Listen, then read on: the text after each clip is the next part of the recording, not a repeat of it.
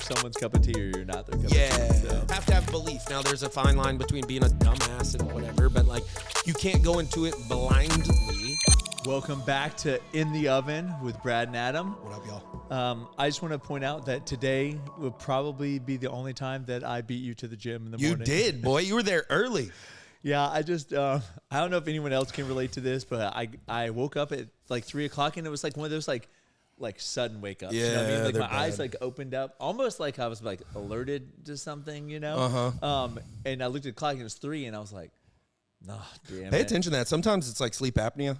I don't know if I have it. We talked about that before, but like I don't wake up gasping for air, but I do wake up early. Right.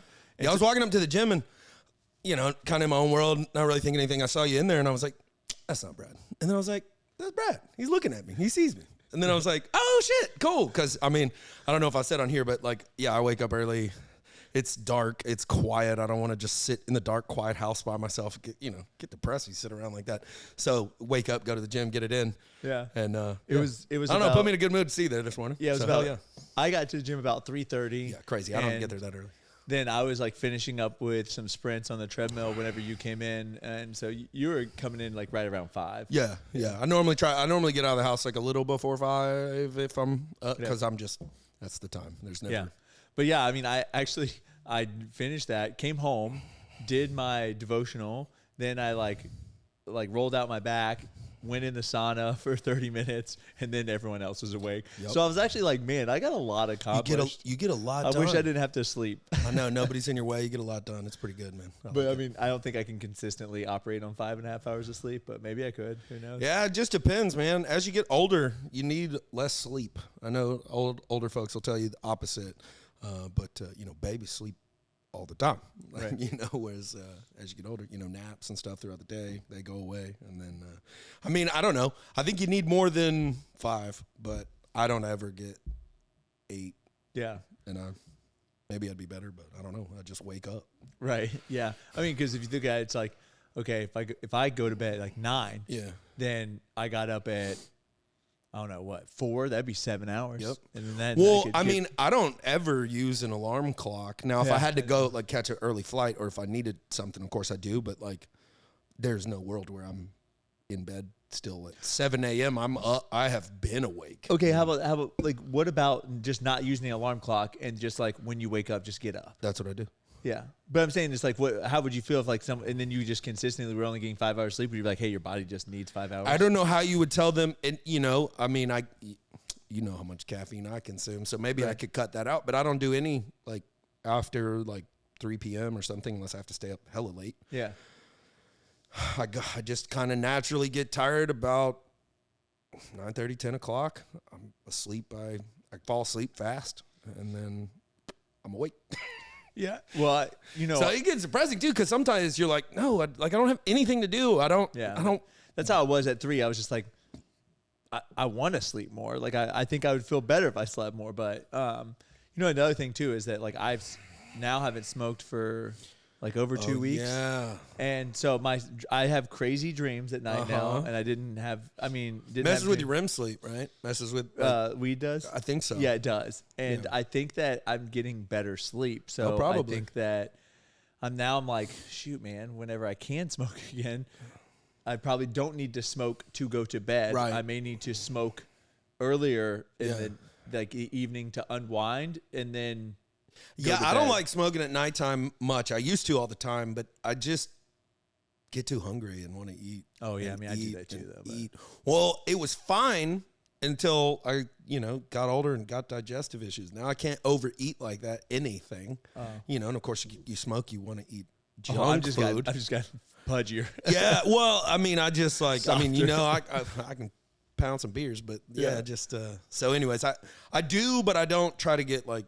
Yeah, I don't really that much. Plus, I like sativas. I don't really like that, like, feeling. Well, I mean, I love to just, like, knock out, you know? But, I mean, I think that now, knowing what I know, I need to probably use weed more sporadically throughout the day to, like, even me out whenever I'm having some of, like, my super highs or my super lows. Yeah. And then maybe at night it needs to be like, hey, you don't need to or smoke a 1-to-1 or something, like a CBD high, yeah, high CBD one.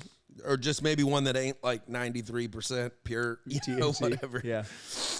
Because it definitely does help me. Like there's a few times that I've been like, man, I really want to. And for those that don't know, there's just some hit or miss PubMed articles on it affecting your fertility. And since Aubrey and I are trying, it's like obviously you want to do as much as you can to increase your chances. So that was something that I gave up willingly. Hell yeah, dude. So, well, that's awesome. I mean, power to you. Aubrey's like, wait, you haven't smoked at all? I was like, no, I said I was going to quit. And she's like, boom. And she's like, this is crazy. And I was like, no, when I say I'm going to do something, I know you do it. You hiding it somewhere? I don't know. Yeah. But that's cool. I was like, believe me, I wanted Yeah, man. Well, having kids, man, it's important, and it's important to y'all. So giving it everything you've got, that's great, man. We need another Letty in this world. So yeah. We have a fertility appointment on Thursday. Cool. Sweet. We'll go and hopefully get some good news or start working down whatever we're doing. But yeah, so the lack of the sleep thing this morning, but I did get a ton accomplished. And then I was like, man, I feel like I have the whole day in front of me now.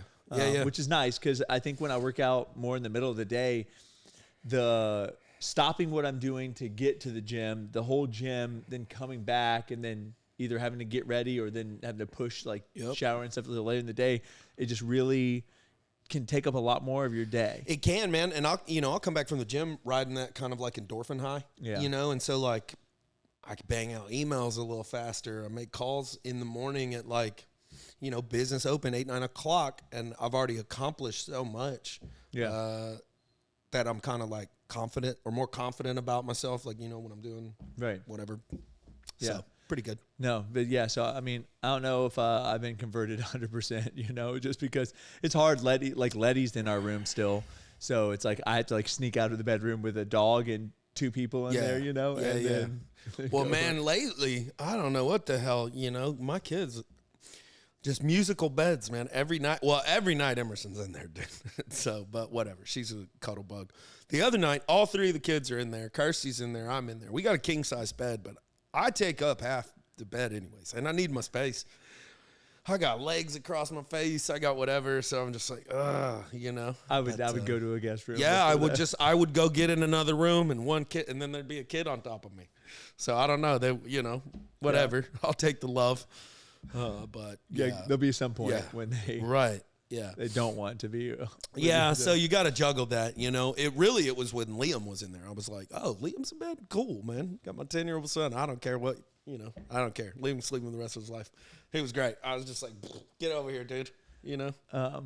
Letty started dance ballet class. So, I saw her in her little outfit yesterday. Yeah, that's right. Yesterday was like her second week going, and Aubrey the first week didn't like get any videos. She said they were like kind of in a room that you couldn't really like see them that well. But she got videos of them yesterday of like Letty and stuff. Adorable. And it's really cute. Well, I mean, it's all those kids. Half of them are trying to like play with each other, and then the other half are trying to follow They'll be one in their own world. Yeah, we wait till they have their recital or whatever. Yeah, dude, it's adorable.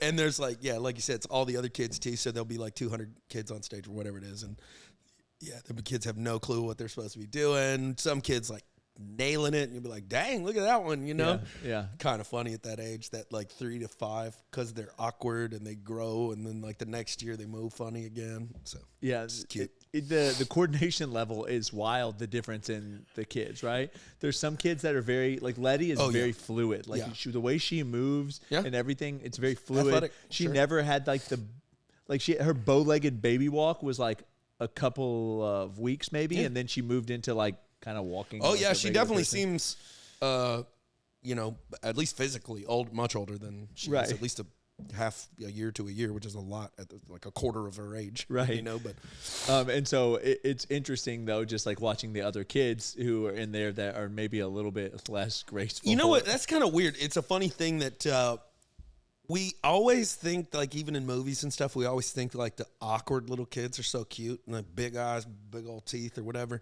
Or that move, like I just said, they move funny, but that don't work out well with that. Translates when you get up to an adult. Yeah. It's like, ooh, you got big old buck teeth. Yeah, like child actors when you see them when they get older, a lot of them are like, oh, attributes that you consider cute on kids like, are not cute. And then you're like, dang boy, shave them teeth down or something. like Toothpaste Shakur over here. Just all teeth. All teeth, man.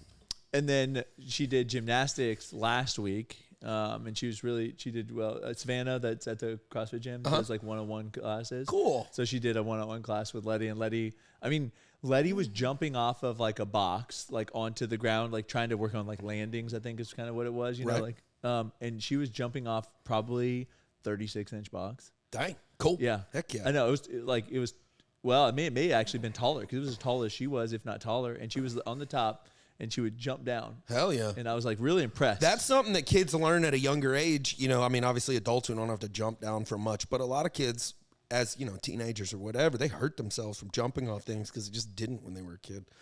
You know, my dumb ass was jumping off the roof and everything else and just being an idiot. Like, I'm a ninja. Well, yeah, I remember climbing like the pallet racking at my parents' business, and then I would like jump off or get down from very high and and slap your feet on the ground. Yeah, you hit the ground, and I remember like even older people be like, "You good?" And you're like, "Yeah, I'm fine," you know. Yeah, but if you know how to catch it and absorb it or roll or whatever, that's pretty parkour. Yep, basically. Before it was cool, we were jumping off roofs and rolling through bushes and stuff. And then social media happened, and then it made it into what it is today.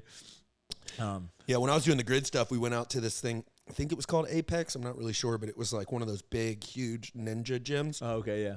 I had a ton of fun, but I was also heavier and full on weightlifting mode. So it was like I didn't have nearly as much fun as the little lightweight kids. I'd like to do it more now, but then I was like dealing with, basically being the strong weightlifter guy on the team. So I'm like, dude, I can't jump around like that. Dude, I'll rip my fucking shoulder. I weigh too much, you know? Then Eric and the rest of them are like doing like triple backflips and stuff. I was like, this is crazy. That's why I think I wanted to get Letty into gymnastics, because I just feel like that sport translates so well to like weightlifting, to all sports, just because like gymnastics is so much about like body awareness and body control. And it's a great way for girls to get competitive at a young age too. There's not a lot of competitive girls out there, period, so like them getting into gymnastics, I mean, they might hit the peak of their career. I mean, look like Simone Biles and the rest of them. I mean, I guess she's still going, but 12, 14 at the Olympics, that's really neat, because learning to handle that kind of pressure at a young age. I played a lot of competitive sports, not at a crazy level, just rough boys. There's plenty of kids that were stronger than me and faster than me and all that at my age. Right. Whereas like, there's just not as much. There's soccer, but unless you want to do all the crazy traveling and all that stuff, it's not. So I mean, I think I support gymnastics for sure. Yeah, I think at the young age, there's really only like cheer, which is, I would say, is almost like a form of gymnastics, because most of the cheer involves like some kind of gymnastics element, and then you have like soccer. But other than that, there's not a lot of there are not a lot of young girls playing. There's not basketball for girls. Well, there is two distinctly different types of cheerleading, though. There's like, yay, right, and then there's like, holy hell, like the ones like doing the flips. Yeah, or some level of that, right? Like some of it is more like just school spirit, and then some is more like, no, we're here to dominate your school, or your program or whatever it is. But that's kind of interesting. I definitely support kids, learning to be competitive and learning sports, so whatever they like. Kind of a little, what do you call it? What do you think about like kids lifting weights? Oh yeah, that's an interesting topic, because I know a lot of y'all probably don't like it. But I very much like it. Yeah, I think I remember when I was younger, the concern was like it could damage your growth plates and like all this stuff. And I think that if you were trying to get your kid to like squat 185 pounds as this like 80-pound kid, then you could probably do the damage that they're talking about. But I think general working out, I don't think that you can so stop I your look at growth it and damage growth plates. And I don't either. Like that. I look at it like, one, if anabolics and androgens and drugs and shit are not in the equation, then most people don't have the ability to put on so much muscle that you're going to prevent a bone from growing. Right. That's insane. The second is, and again, I'm taking if you take compound movements out, maybe it's not good to stick a kid in the leg extension and just destroy their quads all the time. that's an irregular level of muscle building. I mean, I could see isolation exercises. Yeah. You But do that would bicep curls only. Like, you're going to have a weird level of body at a young enough age, okay? But to kind of go on the counter of that, I think every human on the planet can lift their max, right? Yeah. I think we get all scared about like, oh, are you going to and hurt yourself? You hurt yourself when you have lifted above your max, whether it be your training max or working max or whatever. If you have in your lifetime squatted 500 pounds, that doesn't mean that's your max. It's Tuesday. That's the max. That was a Wednesday. That's the max you've ever done. Yeah, so there's your personal best. Keep those. You got them. But, like, you know, I mean, you've lifted long enough. You know what you can go with. I cannot hit my current squat max or my best ever squat. I can't either, but I don't care because I know that I can go in and there's a working weight. Everybody's is going to be different. Yeah. Squats for me, I know I can go in and do 315 for good amount of reps and be beat to hell. I know I can still squat 400. I do it every now and then. I am able to stand up with it. It feels heavy, but I'm not about to hurt myself. I don't go heavier than that. That's pretty much how I feel today. Boom. I did 315 today, and like I'm a little tight from it, but I mean I did it for a lot. I did but like 4 if you sets. if you take a kid, and I'm not advocating a baby weightlifting. At some point, a baby can't hold its own weight. It's above its max squat, just its own body weight, and then it isn't, and then it isn't even more so. Stick a ball in their hands, squat with it, stick something heavier, you know, have them like, so anyways, I guess my point is that like compound movements of like picking something heavy up off the ground, putting something heavy above your head. Yeah. Using your legs. See, squats really train me. I mean, I don't squat things in nature, but plenty of times I'll put my back up against the wall, use my leg strength to like push things, get something started, whatever. And it's incredibly helpful. Yeah, we both sat down on the ground and leg pressed a pallet away from the wall whenever they had like put it too close to the wall. And so it's like, you know, that type of stuff like translates pretty damn well. I think it's crazy that people have the opposite opinion, but it's never like fit people. So it's kind of strange. Yeah, someone, you know, just kind of like in that realm, someone commented on one of Aubrey's workout videos where she showed like she was doing seated rows when she was pregnant, and then it said like now, and it's like seated rows, and some people were just, well, one person was just so upset that she was lifting weights when she was pregnant, and they're like, my doctor told my wife not to lift weights, and I was like, well, first, like, I disagree with that. But I mean, I don't know all your wife's medical history, you know, blah, blah, blah, blah, blah, but I also, disagree. I was like, well, and I was like, in second, like Aubrey has been working out, so she can continue. Obviously, there's things that she can't do, and she has to scale things down to her level. Well, your doctor believes that we either were made, evolved, whatever, but we've been on this planet for 1 million plus years, and women were able to just, not move, like just lay down. What is lifting weights? Doctors give some of the wackest ideas, man. Run in the gym for as many years as I did. You know, don't lift weights. Okay, well, can I pick up some groceries? Well, yeah. Can I walk upstairs? Well, yeah. Well, what if my child gets hurt and I have to pick them up and carry? Well, yeah. Yeah. Can I push a heavy shopping cart around the store? Well, yeah. Yeah. But I can't push a sled. I can't do a deadlift. I can't do it. Okay.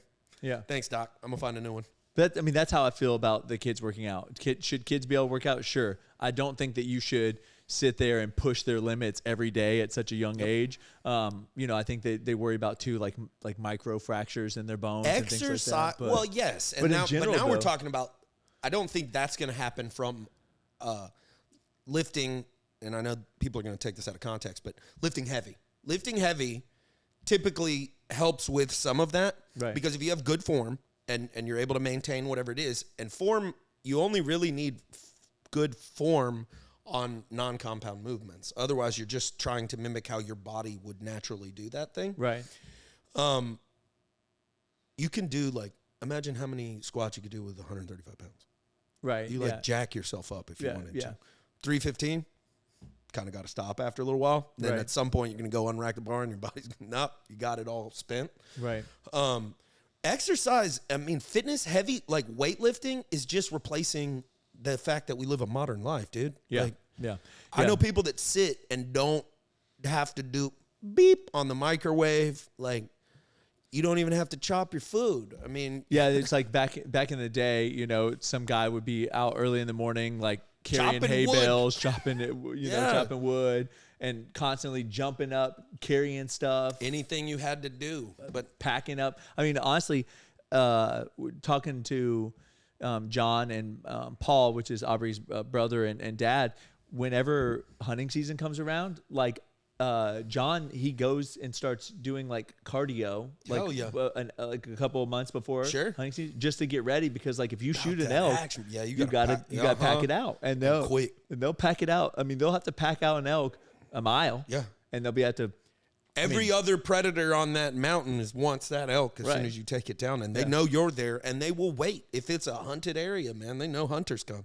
So, yeah, that's gnarly. So, but it was interesting to hear them say that. I was like, oh, dang. He's like, yeah, I just like couple months out, I'll like get on the elliptical or something like that and just like get my cardio up, you know? Yeah, cool. Because, I mean, Montana is different than Florida. In Florida, you kind of just get in the tree stand or a blind, and you just kind of like stand there over a feeder and hope a deer comes out. And Montana, it's a lot of like walking hunting. Like you are walking on the land. I like it so much more too. Well, it's boring sitting in a tree stand. Just being like, I can't do it. Yeah. Like I'm not interested. Oh yeah, you definitely can't do it because you can't fidget or anything because they can hear everything. Spear hunting a boar. I'm gonna do that one day. Yeah. Well, you can hunt hogs year round. Yep. So you can do that whenever you want with a knife. They're pretty dangerous. They are. Yeah, they are. I've been treed a couple times. I've had to hop up a tree. Oh yeah. Yeah, I ain't mess with them. Yeah, I mean, like there's I've heard stories like over in Weewa, some guy shot like some 500-pound hog. Or something. Oh wow, damn. Yeah, you can. I mean, they're nuisance animals, man. So yeah, I mean, their meat's not good. They're ornery sons of bitches. Yeah, the meat is very like oily. It's like oily meat. It's like bad. Greasy.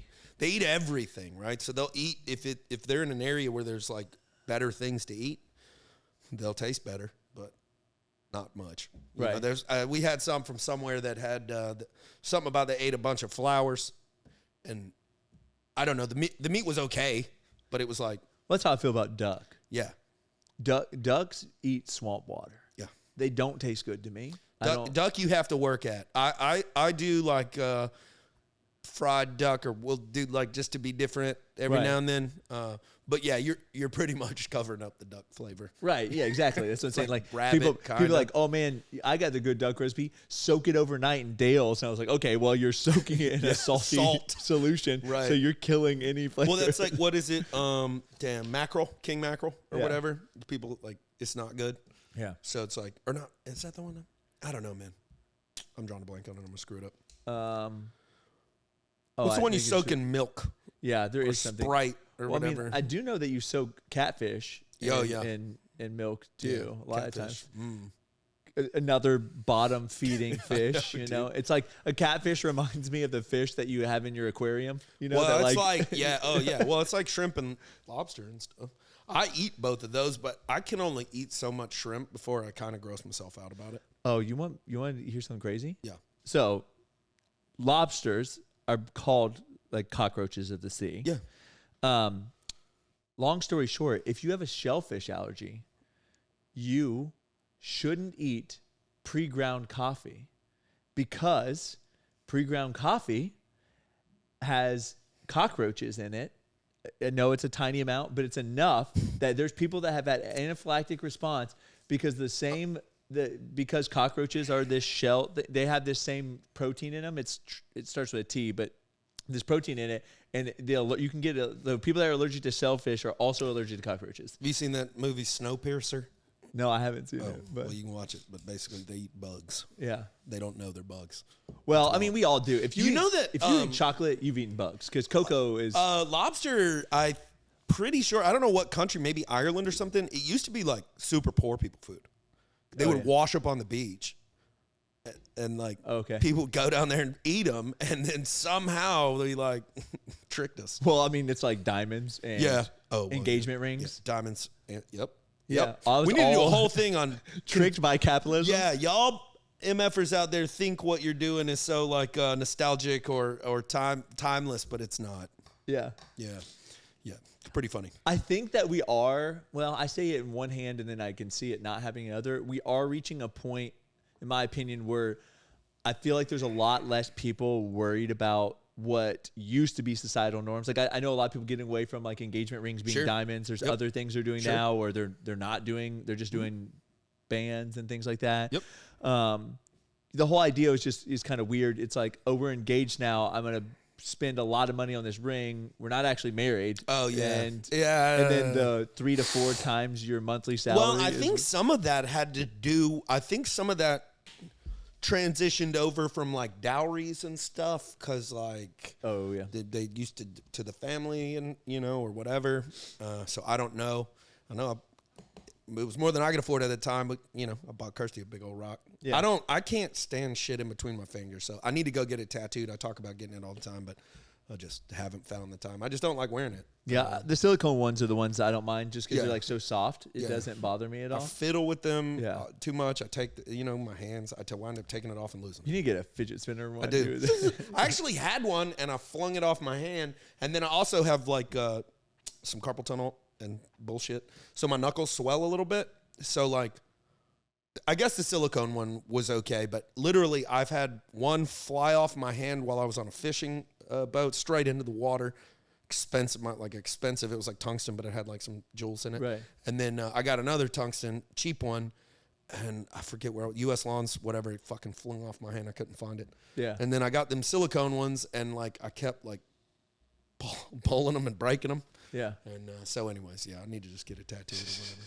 Well, let's next podcast we're going to do it at a tattoo studio. Yeah, have somebody come in here and do it. I could probably do it myself, but yeah. Actually, I know some people that do like tiny tattoos, so they may be able to come in and just like. Well, I don't know. Yeah, just get something right there. Yeah. Whatever. Just a little band. Just go across there. Like, I'm married. Yeah. I don't have that problem. I'm too obnoxious, anyways. But. You're either someone's cup of tea or you're not their cup of tea. So, definitely.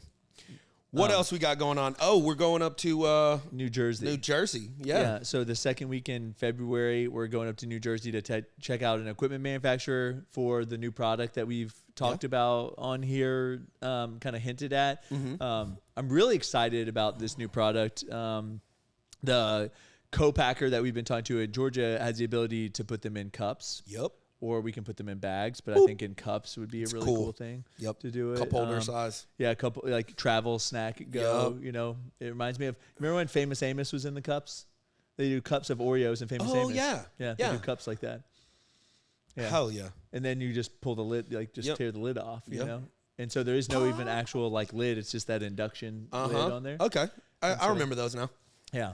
So, sweet. I mean, that would be a really cool way to do it, too. But we got to figure out. These are single serve, for sure. Like just gonna, But we got to figure out, like, what all we want to get out of that. So we're going up to see Rion up there. Yeah. They make a couple of cool machines that we've not seen in action before. We've heard about them, but we're so familiar with, Riser and VMAG that this is going to be kind of neat. It's a competitor of theirs, but not really. And this is just going to be the best piece of equipment, we think. For doing what we want to do. At scale, because we're not just trying to make one. And then you potentially maybe going to Detroit. Yeah, to look at that auction. Yeah, so I got to get with Blake later today. But there's a bakery in Detroit, fun city. So I got to go up there with Blake and look at it. Bakery is going out of business up there. Or I think they're going out of business. Liquidating. It's a liquidation auction. Yeah, but they have like 1,500-pound mixers. They have some 340-quart mixers, which ours are 140 quart. So put that in perspective. I mean, way bigger, right? Like 2.5 times the size. Right. So that's on the agenda too for you to check out that and make sure it all works, make sure everything, and then kind of see what they may need because have we talked about the co-man in Georgia? I don't know if we have. Well, so the folks we're talking about, I'll let Brad spin it up, but the folks, they're in Georgia. I'm going up with them to check out the stuff to see what they need for their plant to help us, but then also what we may need for the expansion. Now that we have some warehouse space or whatever we might want to keep it in for a little while, we can. So yeah, we got our development order, officially, and so we can start our expansion, but we are kind of going to hold off on expansion until we know exactly what we're putting on the inside. Here. Yeah, Yes. it's not that we don't need the building. It's that I want to make sure we're setting up the lines and stuff properly. We talked about it before, but most of the time you build a building and then you put things in it. Well, in food production or really all manufacturing, you kind of build your line and then you put a building over it. Right. So it's all about the line. The building is just around it to protect it, elements, all that stuff. Right. But tell them about the Georgia co-manufacturer, Small World. Oh yeah, so I went with my sister, both my sisters actually, to the zoo, and they invited some friends, and when they were like, "Oh, you're gonna love Blake when he gets here. He's an entrepreneur like you," and I was like, "Okay, sure." That usually means I'm not gonna like that guy. But they were like, I was like, "What kind of business is he on?" And they're like, I don't know. And I was like, okay, that's weird. Right. But anyways, so Blake shows up and I'm like, hey, how are you going? We talk. And I was like, what kind of business do you own? And he essentially was like, well, we are a co-packing facility. And I was like, oh, tell me more, And so we started talking, and they recently are in a newer facility for them, and it's pretty big, and so they have a lot of extra room, and they have a ability to acquire like 190,000 square foot facility, which blows my mind, right? Our facility is 10,000 square feet. 190,000 square feet. Even with our addition, we'll be at 23,000 square feet. Yeah, like nuts. This facility would literally Their freezer be like would be bigger than that. Yeah. Yeah. The freezer in the 190,000 square foot one holds 4,000 pallets, and then it has another freezer that holds 1,200 pallets. So it'll hold 5,200 pallets in there, which blows my mind. And to put that in perspective, like 30 pallets is like 100,000 cookies. So 300 pallets would be like 1,000,000 cookies. Yeah. So you could hold 5,200. Yeah. So, I mean. Yeah. All the cookies. What is that like? Well, and the cool thing is, man, if we play our cards right, we can help get a hold of some of that. That'd be 17 million cookies. Yeah, help get a hold of some of that bigger facility, because that 190,000 square foot facility is actually a former Pillsbury baking site. Woohoo! Yeah, it was Pillsbury, and then Home Chef owned it after Pillsbury. Yep. And now it's available. Well, and so, obviously all eyes on the cookie thing right now, but you and I are gaining so many skills in the just general food manufacturing space that it's going to kind of easy to be able to leverage that as key partners in folks that want to take something like this down, because folks will be ready to pony money up to folks like us. Yeah, and we're getting a lot of interest in co-packing for other small brands. And I think the beautiful part about our facility is we are small and nimble. So people, a lot of times when you go to a big co-packing facility, if you want to start your own protein bar, they're like, okay, it's 100,000 bars per flavor. Yep.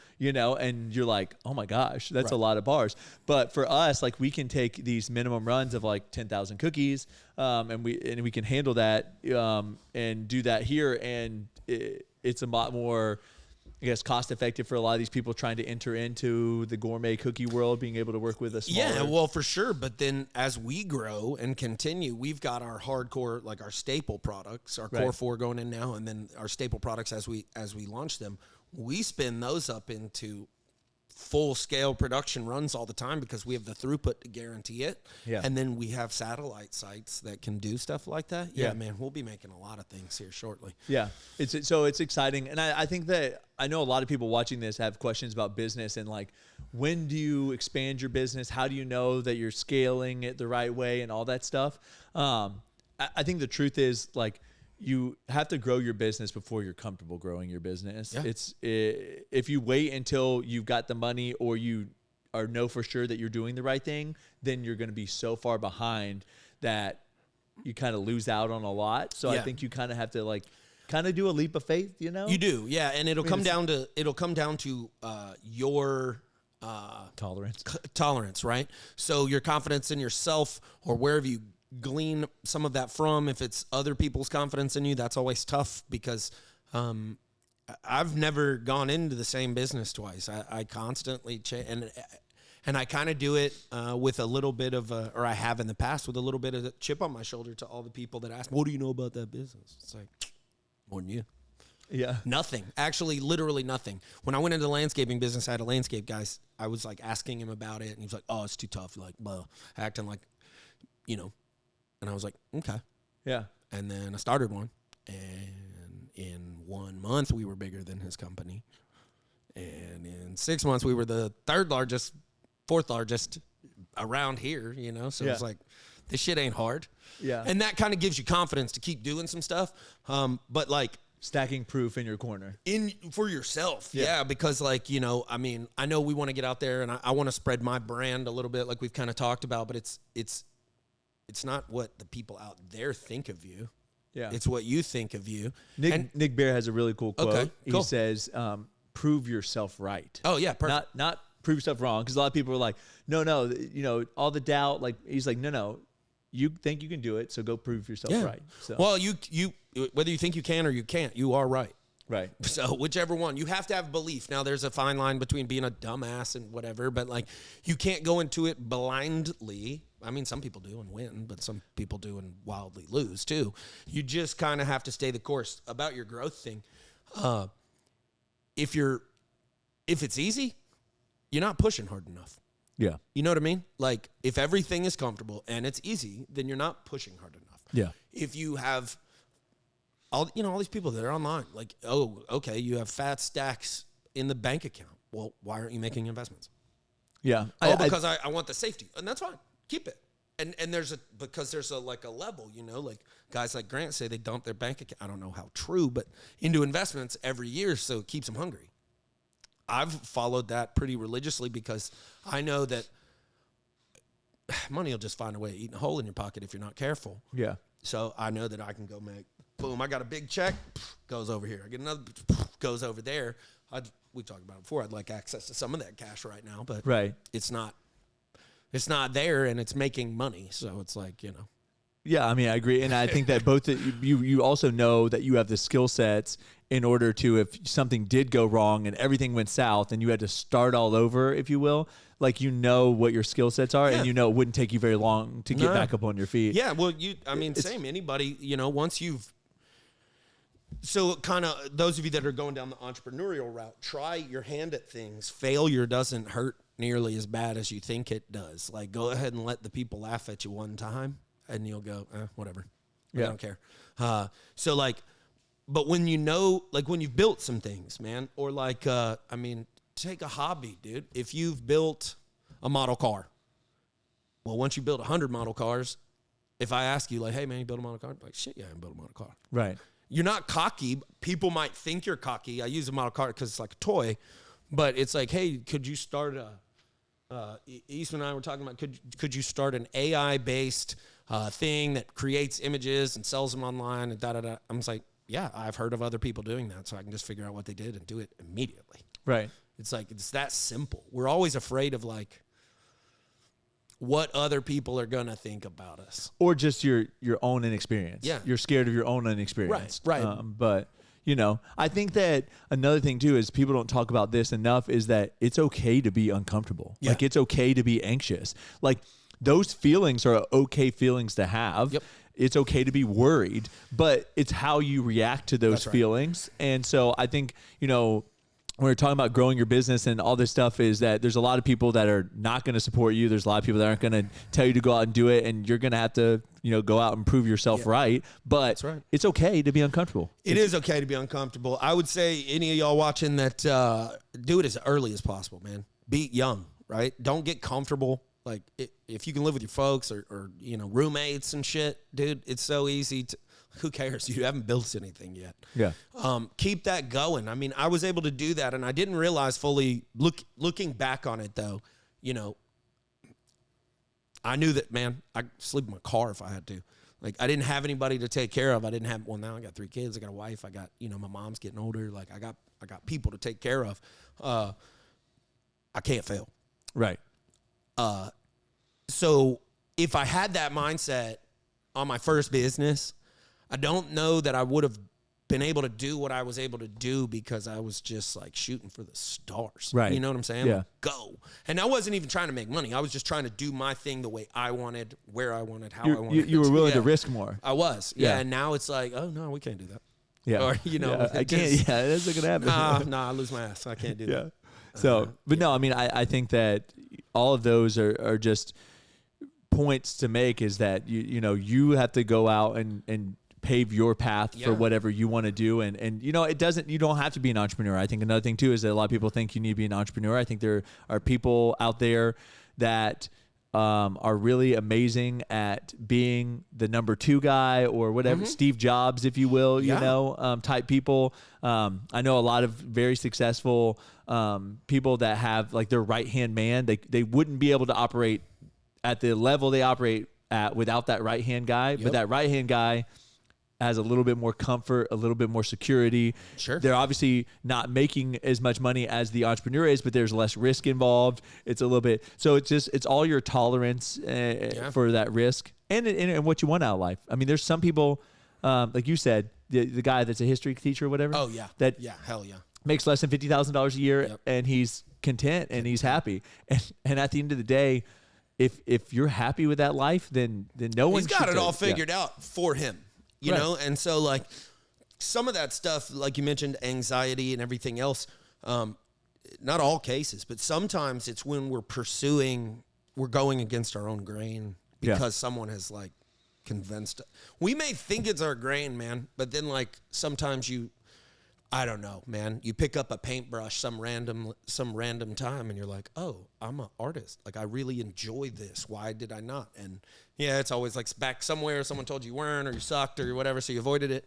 And so you pursued these other things or something. It's not always as complicated as that, but like stress can lead to anxiety, you know, like money stress, worrying. But I mean the like folks that are sitting out there at a job where you're just like, don't like this. I don't want to do this. I don't like, you know, I don't know who gets jazzed up by certain things that I can't feel the way, but like, man, our accountant, my old accountant, they love looking at spreadsheets. Like, they get all happy. I like looking at numbers. No, like when I'm building a business and I'm calculating how much money's gonna go in my bank account or whatever. I like looking at it like that. Not just like, oh, I found a mistake. I'm like, y'all nerds are perfect. You're doing what you're living your best life right now. I'm not even trying to hate on them. They got to figure it out too. I think there's a lot of jobs too where people have the freedom to maybe make the job something that they find more enjoyable, but they just don't. Like, I know it's going to sound stupid, but like this is a weird example, but there's this kid who literally posts, he's at Papa John's and he makes pizza and people are joking that like he's single-handedly the reason that Papa John's is doing well, you know? But you look at him, and I don't know him, he may not love his job, but it looks like he loves his job because he's not just making pizzas anymore. He's entertaining. Well, I actually heard some about that kid, and apparently he's made like some pretty good money off of that. Yeah. And people have asked him like, "Why do you still work at Papa John's?" And he's just like, "Well, what else would I do? And like, what would I make content about?" Yeah.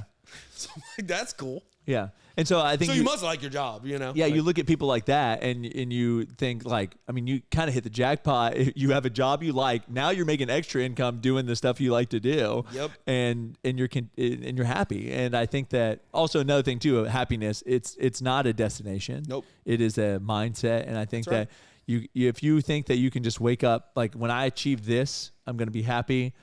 That's not true because you've already achieved things that you said would make you happy and you're not. Yep. So I think that I used to be like, I just want to be happy, you know, and like now I think being a man, dude. I've learned that it's not really like this. Well, we want kids to be happy and and in no way with, I'm compared to modern parenting, I'm tough on my kids. I'm never taking away my kids' happiness. I want them to be happy kids all the time if I can help it. But yeah, I think it becomes a thing where like maybe ladies get to be happy forever, but women and kids, and I'm not being sexist, but it's just like, it's a weird fit, like happiness. You feel fulfilled. You feel something. You feel a way when you're hanging out with your bro, but it's not like little kid happy. It's not like, yay, you know, like I guess like I was excited. So if I had to use like specific language, I was excited to see you at the gym this morning. My mood elevated, everything else made me happier, I guess. But I was more excited to see you, surprised, excited, that type of vein.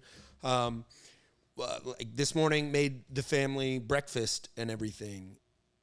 They enjoyed it, but really I felt fulfilled and I felt like my purpose, because I went to the grocery store and I got some extra, some eggs and stuff, and I was going to make breakfast. Yeah. And then it was cool, so I felt fulfilled, but I wasn't like, You know, Thanks for I don't bringing know. me breakfast, bro. My bad, Just man. kidding. My I'm just bad. kidding. I had some sourdough bread this morning and some damn, that eggs, loaf you know? looked good. Yeah. Aubrey's been crushing the sourdough bread. Yeah. Kirsten Another. We're supposed to be feeding it or doing whatever to it today. So. Oh, they're doing. Oh, yeah. I'll I know. get a jar. Yeah. So I was actually going to ask you. I was going to text you yesterday and ask you about that if they had. How long does it take? So like you have like one day of like feeding it and then like forming it, stretching it, and then you have to put it in the fridge overnight and then you bake it the next day. Oh, cool. Sweet. So it's like a 2-day process. But how much? How long do you have to let the starter grow? So if you leave it in the fridge, then it takes longer. Oh, okay. If you leave it on your counter, you have to feed it every day and all that stuff. That's why we always keep it in the dang. fridge. Because All right, I gotta get on this. okay, I need some sourdough. yeah, In my life. I know. And so, but I mean, you can get to the point. Aubrey's to the point now where she can make a loaf like every other day. And so, you know, we just made that loaf yesterday. She'll start working on another loaf today. Maybe she'll push it cool. tomorrow. But I also think that that's like if you don't have a lot of money, Yeah, I was just about to flour say that. is so cheap. So cheap, dude. Yeah, And it literally is just flour, water, and sourdough. Right. Like there's nothing else in there. well, that's like when Liam made that gnocchi. I helped him, you know, whatever. Yeah. But he's getting into cooking and stuff. Again, it's flour, an egg, and some potatoes because that's what you fill it with is mashed potatoes. But I'm Right. like, this meal is so cheap.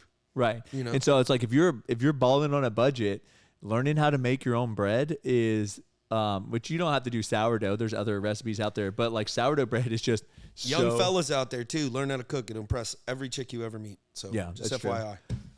I cook for Aubrey a lot. I know you cook a Yep. lot too, but it's kind of like a low hanging fruit. It's like Yeah, I just want to learn how eat food that tastes Yeah, good. you want to so- learn how to throw some spices and some seasonings and just like learn how to temperature. Yeah. My mom got me a Martha Stewart cookbook when I was younger, and it wasn't even really a cookbook. It was like, yeah, I don't know. It wasn't all recipes. It was more like how to do shit around the kitchen. Yeah, Like how you- to slice. You will 100% be ahead of, I would say 80% of people if you can just properly cook a protein. Yep. Don't Just overcook your chicken. Don't make your chicken so like I'm scared of it being under, so I'm gonna cook it Jerky. until it's just chicken jerky. leather. No, Yeah. don't do So- that. You won't impress any females with that. Right. And so same thing, like you pork tenderloin, bro, overcook that, it is just Nah, dry. That ain't it. If someone's asking for sauce at your house because the I meat's so don't dry. eat a lot of pork. I don't really like it. I don't know Really? why. Pork tenderloins have been something that Aubrey and I eat. I used to a lot eat more. pork tenderloins because they're so lean and they're so easy to cook. Yeah, you throw the whole thing in the air fryer Yeah. at 350 for like. Why do so many religions that don't want you to eat pork?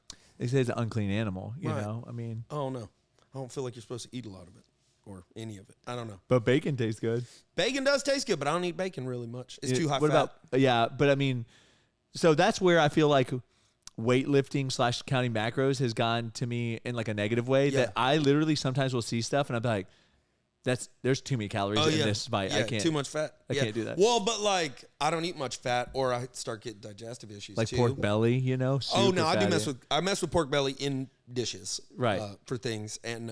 But I mean, that's super fatty. Yeah, it is. It is. But if I'm eating it for dinner though, so I don't normally Right. bacon. I never really think to use it in much, and it overpowers a dish most of the time. But I made some pork belly banh mi not that long ago, and it was Right. good. Yeah. I mean, But I can eat it at nighttime because of I'm just gonna like lay around and watch TV or whatever. Yeah. But if I'm like walking throughout the day in my stomach, I mean, it's not like I have to go to the bathroom all the time. It's like I feel like I got knots in my stomach, you know? I wonder if cold plunging would help you because It they could. said supposedly it can help you. I think it's because I've read it that. rushes blood to your core. You just have a better Well, it's probably time, like- inflammation too. I'm sure I've got inflammation. Right. You know, sucks though being cold. It does. I mean, the cold plunge is like something too that you just like you don't get used to. No. You know, I mean, I think you can get used to extreme heat before you could get used to the extreme cold. Probably. You It's like know? taking a punch, you know? It's Yeah. like you're never ready for it. Yeah. But tomorrow's cold plunge is going to be fun. Yes. It is going to be about 24 degrees in the morning when I go out there. So Leave it open so you can crack the ice before your video. yeah, I think, well, because the water moves, I don't know if it would do yeah. that. Which I want the water to keep moving because I don't want to freeze the Right, pipes right, on right, it, right, you know? right. Yeah, true that. Because that water is literally sitting at like freezing already. Uh-huh. So low enough temperature and it's going to just freeze right away. Well, definitely. doesn't it take longer for cold water to freeze? It does take longer for like room temperature water to freeze than boiling water, just based on the like the whole entropy idea of like the molecules are moving so fast that they start absorbing the heat, they start absorbing that cold quicker. Yeah. But I think that if you're sitting just above freezing and then you put something and really cold, it would probably freeze pretty quick. So water freezing is funny because like it compresses itself first or whatever, the heavier water, colder water separation, right? You know, yeah. Before the ice forms. Yeah. So it's like it takes a long time. Well, water is one of the only things that expands when it gets cold. Yeah. Well, it's air. It's the air molecules inside of it. And right. So it that's why. Well, and because it makes like a crystalline structure, and that crystalline structure. Well, that's why, like, if you take a glass, just so y'all kind of know this science experiment, but if you've done it at your house, you can take water glass, and there can be ice piled over the top of the glass. And when why'd that turn on? I don't know. When it melts, it won't overflow. So y'all, if you didn't do this in a chemistry class. What do you mean? So you have like if there's ice sticking up out, right? So like, you know, like in a bowl, do it in a bowl or whatever, and you've got it at the level. As it melts, it's not going to add more volume. All the volume of water it's going to go technically down. Yeah, because right, and so so it's interesting when we think about like. That's why the people say like less ice in their drinks too. Yep. Well, I mean, obviously the ice is displacing drink volume, but at the same time too, your drink then as the ice melts is like you're getting less drink. Right. So and it's watering it down. That's right. But all right, well we're about at an hour, so 52 minutes, which I don't know how long because you know you had to go get glammed up and true all that stuff. So on my face, but I didn't do a very good job of it. So it's these lights, boy, I'm like a ghost in here. Yeah. So whatever. Yeah, we probably need softer lights, maybe but you know. Oh well. Or get a tan, he says. Yeah, get some melatonin or whatever. Whatever. But I hope you enjoyed this episode with us. As always, do hard shit. You're worth it.